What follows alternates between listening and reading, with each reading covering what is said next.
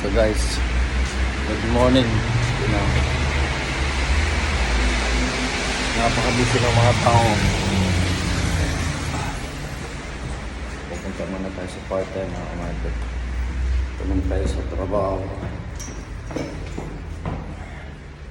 bago napasok ng Starbucks mamaya. Talignan sa labas ng mga kamarket. Nilalakaras naman. Umuulan pa naman. So, may bound ako ng kape mga kamarket sa Starbucks.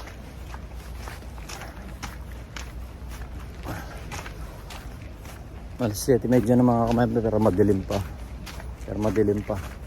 Alas 7:30 ay yung bahay namin. No? Yung bahay namin.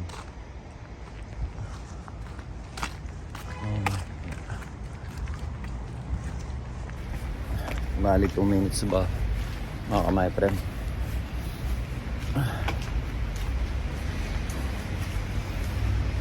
Yan na ito mga kamay friend, lamig na sobrang lamig.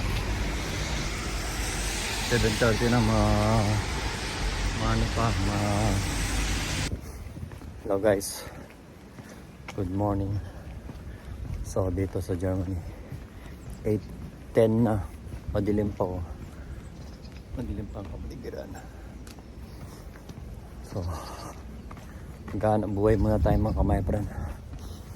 So sobrang lamig, ningal ako pataas kasi pa na talaga pag matanda no mga kamay friend, madali nang hingalin. Grabe, ganito talaga mga kamay friend pagka winter na, nalalagas lahat ng mga daon ng mga puno. Pero pag summer mag-aano rin yan. Pag summer naman babalik din yung mga bulaklak at saka ano yan, daon. Pag magsa-summer puus bunguli mga kamay friend. Ang dami kong dala mga kamay friend galing sa ano ko. Ito sa bag ko puno mga damit siya. Tsaka ito pa puro pang soro ito mga kamay friend. Suotin natin mga kamay friend. So baba na tayo mga kamay friend. Dito na kami sa station namin. Guys, lalabas muna ako dahil may bibili na akong tornilyo doon sa scooter natin. Ito yung scooter. Kulang siya ng tornilyo dito mga kamay friend. So sabi ko si Brad Christian, tagalin ko yung isa and then bibiling ko ito. Pupunta ako ng ito mga ngayon sa pabili ano. And then yung asawa ko is magbe-babysit. saka pumunta be? Babysit. Magbe-babysit yung asawa ko. So tara na mga kamay friend. Mag-jacket muna ako, magsasapatos dahil pumunta tayo doon. Let's go. Guys, galing na ako doon sa pabilihan ng mga tornilyo. So nakabili na tayo ng tornilyo. Pero hindi niya kasize niya mga kamay friend. Pero malaki lang to. Pero ang sabi ng ano, ilalagay na lang daw yung yung ano niya. Yung tornilyo niya para magpwede. Try natin. Pwede rin siyang lagarin mga kamay friend para magkasya siya. Pero usually kasya naman, kaso nga lang maaba siya, pero gagawin tayo ng para mga kamay friend. Usually mga kamay friend ganito siya oh. Pero sobrang ano niya, sobrang maaba siya. Pero sabi ng nagtitinda doon na lalaki na pwede naman daw pwede naman daw lagarin. Bali ganito siya mga kamay friend no? Bali ganito siya kalaki. Mahaba siya ng konti. Mga 1 cm siguro ang haba niya. Siguro ganito lang yung sobre niya mga kamay friend no? Ulit lang. So sabi ng nagtitinda doon na kung pwedeng ilagay itong tornilyo niya. So ilalagay natin yung tornilyo ng to. Ilalagay lang daw siya. Pwedeng ilagay siya and then pwede niya. O kaya pwede mo naman lagarin ng maliit na lagarin mo lang ng konti para maging siyang ganito. Pero kaya kung ayaw mo naman siyang lagarin mga kamay friend, ito na lang siya. Ito siya oh. Try natin mga kamay friend. Lagyan natin ng mga ano lahat to. And then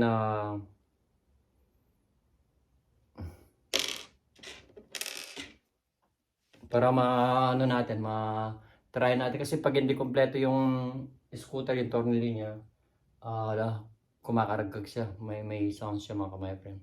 So mas maganda, kompleto yung tornilyo niya. Ewan ko kung si Brad, si Chris kung mayroon siyang panglagari. Pero kung temporary, kasi sa Monday at saka Tuesday yata my friend, bali ano dito, strike na naman na ulit. So ito siya mga my friend, ilalagay natin. So lagay natin mga my friend. So let's do it. Yan siya mga my friend, oh. Natakpan. So ito siya, pwede siya. Kasi kung hindi mo lalagyan ng tornilyo mga my friend, mano siya, mahaba siya. Sakto siya, oh. Higpitan. Mahigpit.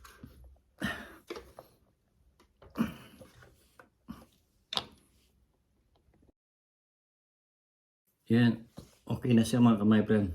Okay na, kaso may sumobra siya ng konti dito. Pero kung lalagarin mo, pwede. Para hindi mo na lagyan ng tornilyo yung to. So yung sa kabila naman mga my friend. So kaya mga my friend, baliktarin natin yung scooter. Sayang naman, libre lang to mga my friend. Bigay lang ng amo. Dami na naman ng alak mga my friend. Bigay ng mga kaibigan. So baliktarin muna natin mga my friend. Mamaya. Sana sa Sunday. So ngayon mga my friend, itong sa kabila na naman yung gagawin natin, itong kabila. Itong kabilang to. So nilagay ko na.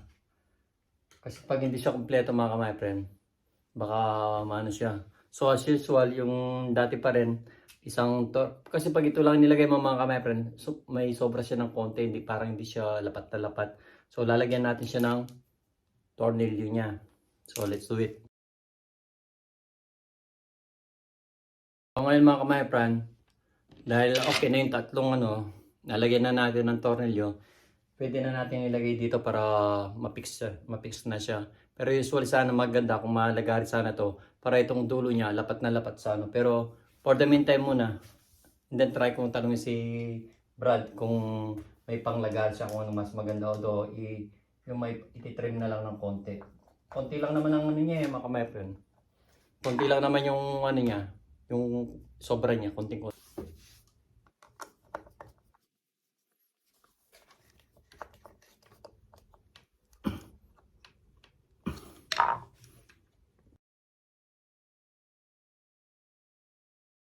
Ito na yung last mga my friend.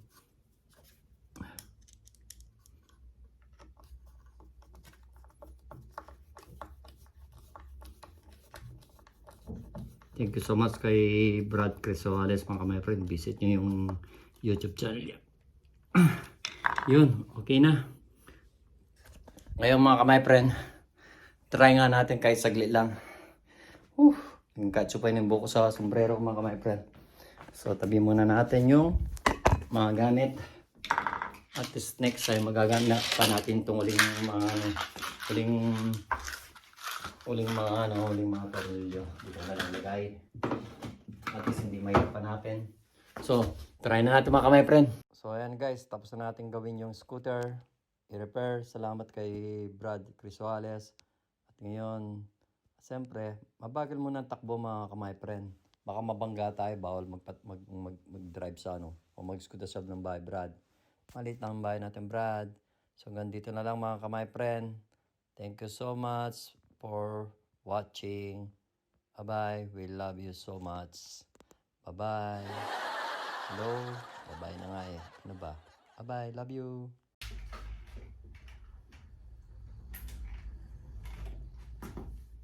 Hindi na siya mga my friend. Thank you so much, Crisales. Thank you so much. Pwede natin matry bukas o daw sa Sunday mga my friend. Tatry natin. And then ipakikita ko sa inyo. Ibibidyo natin. Thank you so much for watching mga my friend. Keep safe always and God bless. Hasta la vista. Bye-bye.